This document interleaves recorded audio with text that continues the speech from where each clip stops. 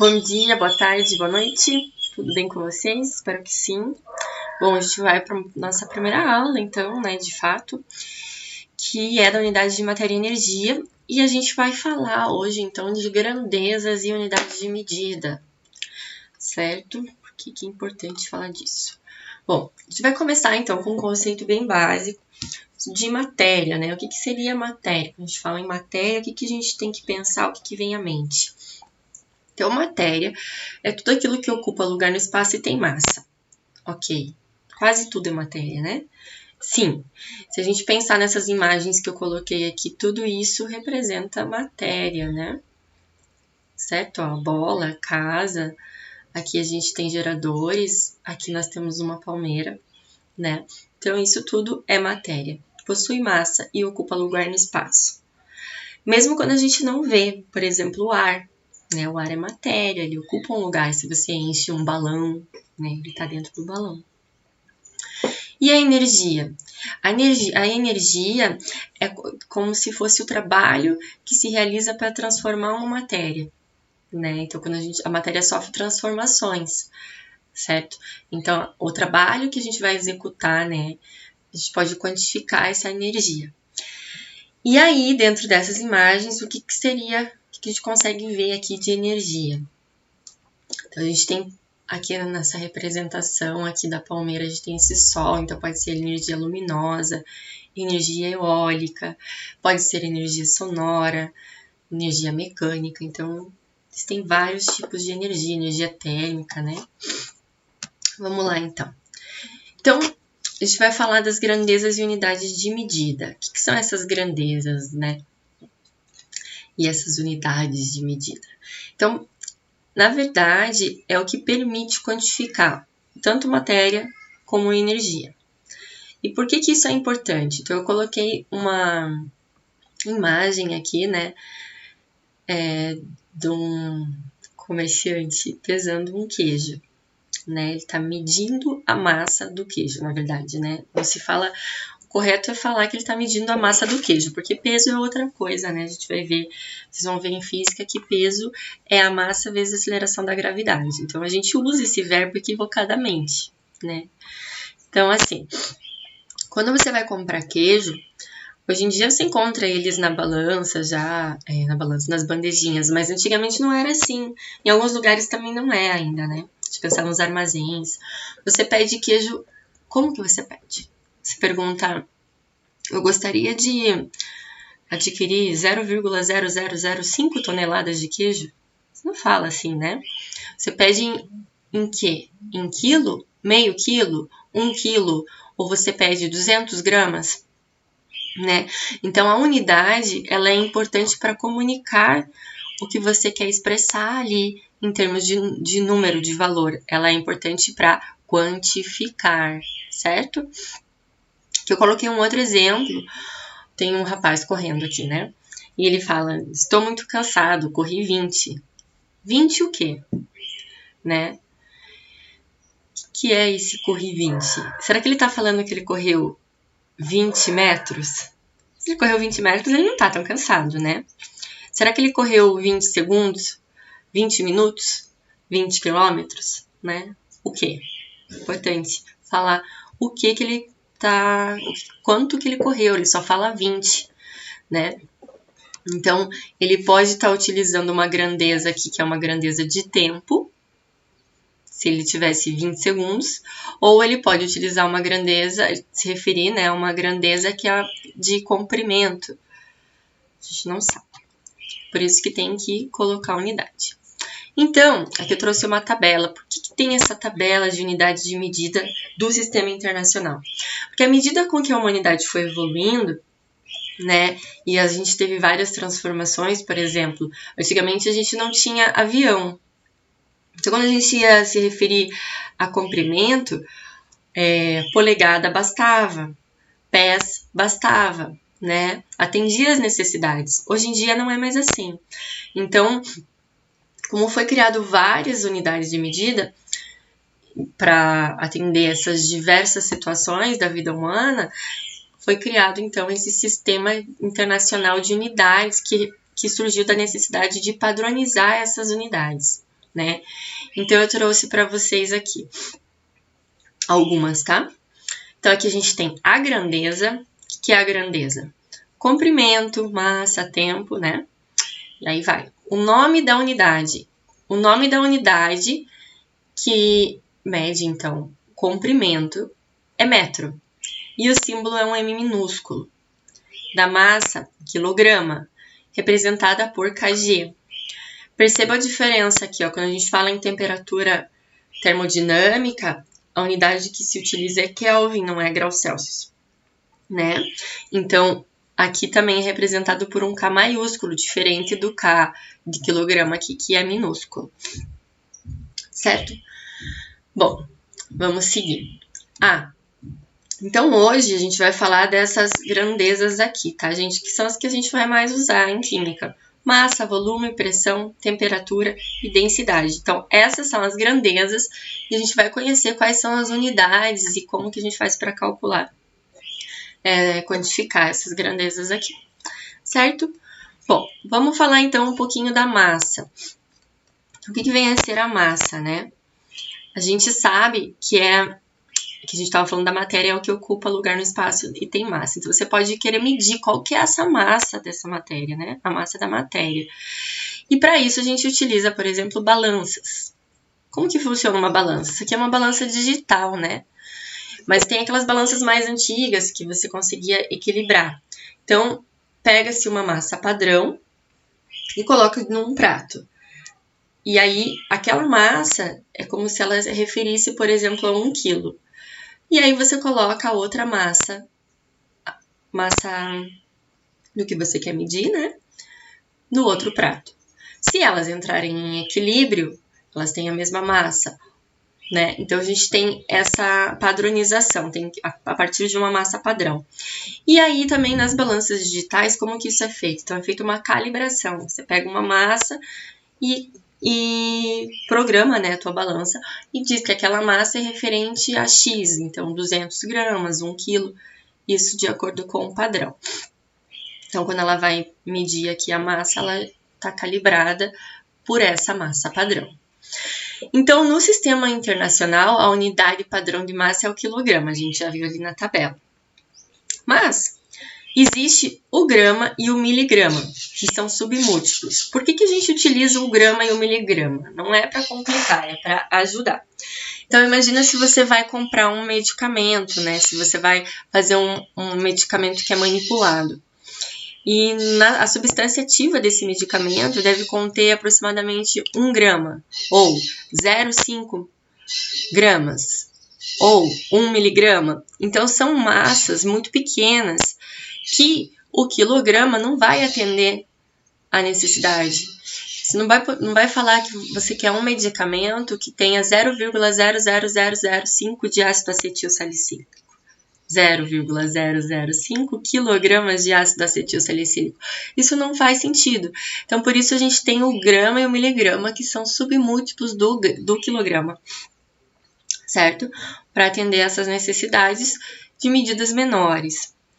E também a gente tem os múltiplos, que são para atender necessidades maiores, como é o caso da tonelada, né? Se você vai pensar na massa de um caminhão,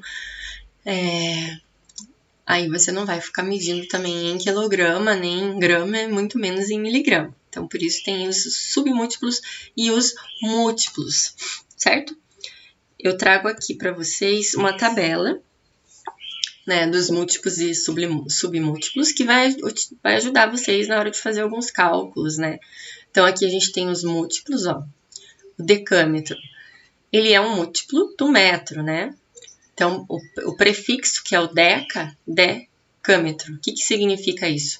Que ele é 10 vezes o valor do metro, né? Então, se você tem 20 decâmetros, na verdade, você tem 20 vezes 10 metros, compreende? Se você substituir a palavra deca pelo valor que ela corresponde, você vai ter isso em metro, ok? E a mesma coisa aqui para o submúltiplo, só que aqui você vai estar multiplicando potências positivas, né? E aqui você vai estar multiplicando potências negativas, que é a mesma coisa que dividir, certo? Então, essa tabelinha é legal na hora de fazer transformações de unidades. Milímetro, né? Ó, 10 na menos 3, que é 0,001 metro. Certo, gente? Bom, vamos falar um pouquinho do volume. Já falou da massa, vamos falar do volume. O que quer dizer o volume? Bom, o volume é bem usual, né? A gente vai comprar uma caixa de leite, alguma coisa assim, a gente sabe que ali vem 1 litro. Mas você sabe dizer qual que é o volume de um copinho de café descartável? Da caixa de água onde você mora? Você sabe? Claro que o volume vai depender das dimensões que aquele corpo tem, né? Então, nada mais é do que o espaço ocupado por um corpo, ok? E por que na unidade do sistema internacional a gente utiliza metro cúbico? Então, você imagina aqui um cubo, né? E para calcular o volume desse cubo, a gente sabe que vai utilizar, então, o comprimento vezes a largura vezes a altura. E assim como os números, as unidades também entram no cálculo, né? Então, se você tem um comprimento de 2 metros, uma largura de 2 metros e uma altura de 2 metros, você vai ter 2 vezes 2 vezes 2, que é 8. Metro vezes metro é metro ao quadrado, vezes metro, metro ao cubo. Ok? Por isso essa unidade. Então, voltando lá. Como eu comentei com vocês, você vai utilizar metro ao cubo ou metro cúbico para se referir a um copinho de café descartável? Não. Por quê? Metro cúbico é equivalente a 1000 litros. Então, vamos trazer isso para a prática, né? Você toma 1000 litros num copinho de café? Não, provavelmente ele tenha o quê? 50 ml, né? Pode ser que você tome mais café, ele tenha 100 ml, 120, 180, né? Então, tem essas unidadezinhas aqui que a gente utiliza também para fazer conversão, para facilitar a nossa vida. Então, 1 metro cúbico, lembra lá dos multiplicadores? De 1 metro cúbico, eu preciso chegar em 1 decímetro cúbico, né? Se a gente olhar naquela tabelinha lá, é 10 na menos 1. 10 na menos 1 elevado ao cubo, né? É a mesma coisa que 1000. Então, ele está dividindo por 1000 aqui, ó. Que acontece aqui, 1000 litros divididos por 1000 é 1 litro, certo? E aqui também, se eu tiver de decímetro cúbico e quiser chegar em centímetro cúbico, eu também vou dividir por 1000. Então, aqui a gente consegue sair do metro cúbico para chegar no 1 ml. Opa, voltei. Que é a nossa realidade aqui do dia a dia, se a gente estiver falando de copinhos de café descartável. Mas também a gente pode estar falando de caixa d'água. Daí o metro cúbico, ele realmente é o mais funcional nesse caso. Então, essas coisas que a gente tem que observar. Tem muitos alunos, assim, que às vezes, né, quando saem do ensino médio, ficam chateados. Mas você fica convertendo unidade. Por que não deixa tudo em metro cúbico? Por que tem que ficar mudando? Justamente por isso, eu acho que, né, a gente tem que pensar na funcionalidade do que a gente está medindo ali em questão. Então, você não vai ficar falando metro cúbico para um copinho descartável. Você não vai, né? Você não vai ficar falando em ml, centímetro cúbico, que é a mesma coisa, para uma caixa d'água que ocupa um volume muito maior, certo? Vamos lá, então. A outra grandeza que a gente vai falar hoje é da temperatura. O que é a temperatura, né? Então, quando as partículas começam a agitar muito, é quando a temperatura está elevada, né? Então, a agitação das partículas que formam um corpo e a capacidade desse corpo de transmitir ou receber calor. Então, é a troca de calor. Quando a gente vai medir a temperatura, aqui tem um termômetro, né? O que geralmente tem dentro do termômetro? Mercúrio, né?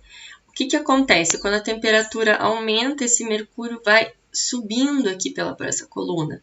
Então, ela está medindo o quanto esse mercúrio consegue expandir, né? Na medida que a temperatura aumenta. E quando ela diminui, quando a temperatura diminui, ele também vai diminuir a expansão aqui. Então, como que funciona? Nós utilizamos aqui no Brasil a escala Celsius, né? Então, a gente sabe aqui, ó. 0 graus Celsius é o momento em que a água vira gelo, né? Que a gente tem a solidificação da água. E essa escala, que é a escala Kelvin, que é utilizada no sistema internacional, ela acontece isso somente em 273,15 Kelvin. E por que ela é utilizada? Porque, veja, quando a gente tem o zero absoluto, a escala Celsius vai ficar negativa. Então, por isso foi escolhido no sistema internacional a escala Kelvin, ok? E aqui também, né, se a gente for ver a temperatura de ebulição da água, para 1 atm, a pressão de 1 atm, a água vai entrar em ebulição a 100 graus Celsius. Em Kelvin é 373,15 kelvins, tá? Então, gente, quando você precisar fazer algum tipo de conversão de Kelvin para Celsius ou vice-versa, qual que é o fator de correção aqui? 273,15, certo? Então, você tem uma temperatura em Kelvin, você quer ter uma temperatura você tem uma temperatura em graus Celsius e quer transformar ela em Kelvin. Você soma 273,15. E o contrário, você subtrai. Tranquilo? Bem tranquilo, né? Bom, outra grandeza que a gente vai falar é da pressão. O que é a pressão? O que a gente entende por pressão? Então, é a relação, né, da força pela área. Como assim? Essa força ela tem que ser exercida perpendicularmente sobre uma dada superfície. E aí, sobre essa área dessa superfície, vocês imaginam aqui, ó. Isso tá fazendo pressão no meu dedo, né? Tá pressionando. Então, é uma força sobre uma área, né? E aqui eu trouxe os exemplos. Um exemplo, né? A gente tem um êmbolo aqui que faz pressão nessas partículas. E à medida com que vai aumentando a pressão, ó. Por que está aumentando a pressão? Aqui em cima existe uma coluna de outras partículas. E aqui essa coluna é muito maior, ó. Então, está aumentando a pressão, né? E a pressão, qual que é a unidade, então? Força, a unidade utilizada é Newton. E a área é metro quadrado. Então, se a gente for entender Newton por metro quadrado, equivale a 1 Pascal, que é a unidade do sistema internacional. Então, isso foi em homenagem ao Pascal, né? Ficou, então, que a pressão, estabelecida, então, que a pressão na unidade do sistema internacional é 1 Pascal. Entretanto, a gente vai encontrar outras unidades de pressão também, como 1 atm, 76 centímetros de mercúrio, 760 milímetros de mercúrio ou ainda 760 torr, tá? Todos esses são equivalentes. Eu já coloquei aqui. Certo, gente? Tranquilo até aqui? Vamos lá. Então, nossa última grandeza da aula de hoje, a gente vai falar de densidade. O que é a densidade? A densidade nada mais é do que a massa, a relação entre a massa e o volume que essa massa ocupa, né? E por que ela é importante? Ela é importante para a gente conseguir identificar alguns materiais, desde que eles estejam na mesma condição de temperatura e pressão. Então, se eles estiverem misturados ali no mesmo recipiente, a gente consegue... misturados não, se eles estiverem contidos, né, no mesmo recipiente, a gente consegue dizer quais são quais, através da densidade, identificá-los. A unidade utilizada, então, é gramas por centímetro cúbico. A gente acabou de ver que centímetro cúbico é a mesma coisa que 1 ml, tá? Então, pode ser gramas por ml também. Ou ainda, grama por litro, tá? Então, falando ainda como que a gente faz para identificar qual substância poder identificar quais são as substâncias. Então, a substância de menor densidade vai flutuar, ok. Pensando nisso, vamos olhar para esse exercício aqui. Como estariam dispostas as seguintes substâncias em um mesmo recipiente? Eu acabei, né, colocando para vocês ali óleo, água, chumbo, mas se eu não colocasse, né, se eu não identificasse elas? Porque aqui, através da experiência, né, Vocês já falam, ah, professora, o chumbo vai ficar no fundo, é óbvio. Mas por que você consegue chegar a essa conclusão? Ó, somente de olhar a gente já vê que ele fica no fundo. Ok, mas digamos que você não tivesse essas identificações aqui. A gente consegue chegar numa conclusão através dos números. Vamos lá? Então, ó, a massa do óleo, se a gente colocar aqui na densidade, na fórmula da densidade, veja, vocês conseguem ver que o volume do óleo é maior do que a massa? Então, se o volume é maior, provavelmente a gente vai ter uma densidade que é menor que 1, certo? Menor que 1. Guarda esse valor. Densidade menor que 1. A água, 99 dividido por 99. Essa densidade é igual a 1. E o chumbo? Olha, a massa aqui, ó, é maior que o volume. Se a massa é maior que o volume, eles são diretamente proporcionais, massa e densidade. Então, se a massa é maior aqui, a densidade é maior, então vai dar um número maior que 1, né? Se a gente, mesmo que a gente não tenha feito o cálculo através dessas... Pode fazer, né? Mas através dessas proporções, diretamente proporcional, inversamente proporcional, a gente consegue chegar a uma conclusão. Então, a gente vai concluir que a densidade do óleo é menor que a densidade da água, que é menor que a densidade do chumbo. Assim, no mesmo recipiente, a gente vai ter chumbo, água e óleo, não é? Vocês percebem nos experimentos caseiros, você vai fazer um macarrão, como é que faz? Coloca um pouquinho de óleo lá para ajudar a não grudar a massa, né? Então, você coloca o óleo, o que acontece com o óleo? Você pode mexer o quanto for, ele vai para o fundo, ele sobe. Não, o óleo sempre vai estar na superfície em relação à água, né? Certo, pessoal?